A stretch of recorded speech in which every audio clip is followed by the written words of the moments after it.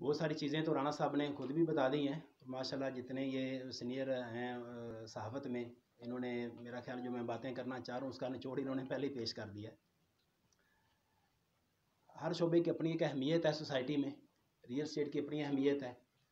होता ये कि लोगों तक वो बातें पूरी पहुंचाई नहीं जाती या उस अदराक नहीं होता उस शोबे के बारे में कि इसकी क्या हमारी कम्युनिटी में, हमारी इकॉनमी में, हमारी मुल्की मीशत में ओवरऑल इसका क्या फ़ायदा है।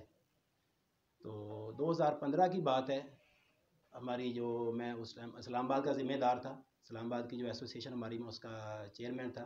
हमारी 1981 से वहाँ पे एसोसिएशन है। तो उसी बजट में इसहाक डार साहब ने बहुत सारे टैक्सेस लगा दिए थे।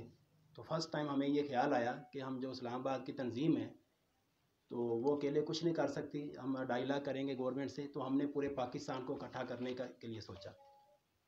तो अल्हम्दुलिल्लाह 3-4 साल की मेहनत के बाद हमने 44 एसोसिएशन पूरे पाकिस्तान से, जिसमें चारों सूबों के लोग हैं, आज़ाद कश्मीर का मीरपुर भी उसमें शामिल है, उनको हमने इकट्ठा किया और उनका लास्ट ईयर हमारा बाकायदा इलेक्शन